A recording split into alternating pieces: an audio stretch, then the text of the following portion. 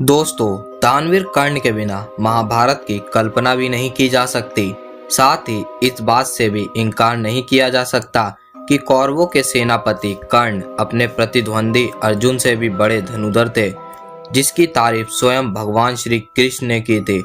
कर्ण ना कि एक शक्तिशाली योद्धा थे, बल्कि बहुत बड़े दानवीर भी थे। बिना युद्ध का परिणाम सोचे अपने कवच कुंडल तक दान में दे चुके थे। लेकिन कहते हैं कि संगति का असर घातक होता है, और यह कर्ण की दुर्योधन की मित्रता का ही परिणाम था, जिसके कारण उन्होंने कई गलतियां की, जिन्होंने कर्ण को महाभारत के युद्ध में कमजोर बनाया। परंतु कर्ण की मृत्यु का कारण बना एक ऐसा श्राप जो कर्ण के लिए प्राण घातक सिद्ध हुआ। लेकिन क्या आप जानते हैं, कर्ण के अंतिम समय में भगवान परशुराम कर्ण से मिलने पहुंचे तो उन्होंने उस समय कर्ण से क्या कहा? आइए जानते हैं। इससे पहले मैं वीडियो शुरू करूं, आप हमारे चैनल को सब्सक्राइब करके कमेंट में जय श्री कृष्ण जरूर लिखना। तो चलिए वीडियो शुरू करते हैं। दोस्तों, जैसा कि आप सब लोग जानते ही होंगे कि कुंती पुत्र कर्ण का पालन पोषण एक रथ चालक के घर हुआ था, जिसके कारण उन्हें सूत पुत्र भी कहा जाता था।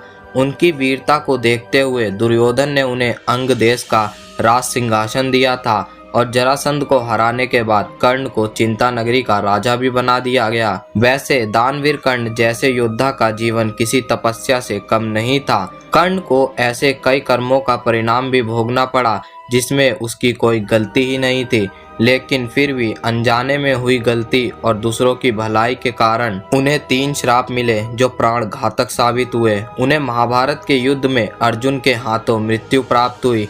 अब आपको बता दें कि कर्ण को जो 3 श्राप मिले थे, उनमें से 2 श्राप 2 ब्राह्मणों ने दिए थे। उन्हें ये दोनों श्राप अनजाने में बाण चलाने से मिले थे। इसके अलावा तीसरा श्राप उन्हें भगवान परशुराम ने दिया था। भगवान परशुराम ने कर्ण को श्राप क्यों दिया था? दोस्तों, कर्ण को परशुराम जी ने श्राप क्यों दिया, इसका उत्तर महाभारत की ही एक कथा में मिलता है। कर्ण जब धनु विद्या सीखने के लिए गुरु द्रोणाचार्य के पास पहुंचे तो उन्होंने कर्ण को सूत पुत्र होने की वजह से उन्हें शिक्षा देने से मना कर दिया। अब कर्ण इससे निराश होकर भगवान परशुराम के पास पहुंचे। परशुराम जी ने कर्ण की प्रतिभा को देखकर कर्ण को अपना शिष्य बना लिया। एक दिन अभ्यास के समय जब परशुराम जी थक गए थे तो उन्होंने कर्ण से कहा, मैं थोड़ा आराम करना चाहता हूँ। कर्ण ने परशुराम जी के सिर को अपनी गोद में रख लिया। फिर परशुराम जी आराम करने लगे। थोड़े समय बाद एक बिच्छू आया जिसने कर्ण की जांघ पर डंक मार दिया। तो कर्ण ने सोचा कि यदि मैं अपनी जांघ हटाऊंगा तो गुरुदेव की निंद्रा टूट जाएगी। इसीलिए कर्ण हिले तक नहीं और उस बिच्छू को डंक मारने दिया, जिसकी वजह से कर्ण की जांघ से काफी खून बहने लगा और कर्ण को भयंकर कष्ट होने लगा। जब रक्त धीरे धीरे परशुराम जी के शरीर तक पहुंचा तब भगवान परशुराम जी की नींद खुल गई। ये देखकर उन्हें बहुत क्रोध आया और कहने लगे कि इतनी सहनशीलता क्षत्रिय में हो ही नहीं सकती। पश्चात वो क्रोधित होकर बोले, तुमने मुझसे झूठ बोलकर ज्ञान प्राप्त किया है, इसीलिए मैं तुम्हें श्राप देता हूँ कि जब भी तुम्हें मेरी दी गई शिक्षा की सबसे ज्यादा जरूरत होगी उस समय तुम उसे भूल जाओगे। दरअसल भगवान परशुराम क्षत्रिय को ज्ञान नहीं देते थे, वो कर्ण को ब्राह्मण पुत्र जानकर ही ज्ञान दे रहे थे।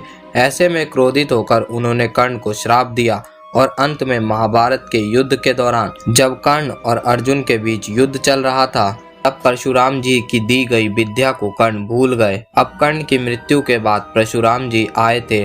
तो दोस्तों, महाभारत की रणभूमि में जब कर्ण अपने आखिरी समय में थे तब परशुराम उनके पास आए और कहने लगे कि इस दिन के लिए तो मैंने तुम्हें श्राप दिया था। कर्ण, हे पुत्र, इस युद्ध में विजय होने से तुम्हें कुछ नहीं मिलेगा। यदि तुम वासुदेव कृष्ण के होते हुए भी तुम विजय हो गए तब भी कंगाल हो जाओगे। इसीलिए हे दानवीर कर्ण, विजय पर पांडवों का ही अधिकार है। तुम तो लेने के लिए प्रसिद्ध नहीं हो, बल्कि तुम तो देने के लिए प्रसिद्ध हो। अपने भाग्य से संधि कर लो पुत्र। अभिमन्यु की मित्र में भाग लेके तुम दुर्योधन के शरण से मुक्त हो चुके हो। सब कुछ जानकर अनजान ना बनो पुत्र। मेरे आशीर्वाद की छाया में आओ और याद रखो, मृत्यु लोक हो चाहे स्वर्ग लोक, जब भी वीरों महावीरों की सभा में तुम्हारा नाम लिया जाएगा तो सब वीर खड़े होकर तुम्हारे नाम की जय जयकार करेंगे। यही कुछ शब्द थे जो भगवान परशुराम ने कर्ण के आखिरी समय में बोले थे। दोस्तों, आपको ये वीडियो कैसी लगी हमें कमेंट में जरूर बताएं और हमारे चैनल को भी सब्सक्राइब जरूर करें। तो इसी के साथ मिलते हैं नेक्स्ट वीडियो में।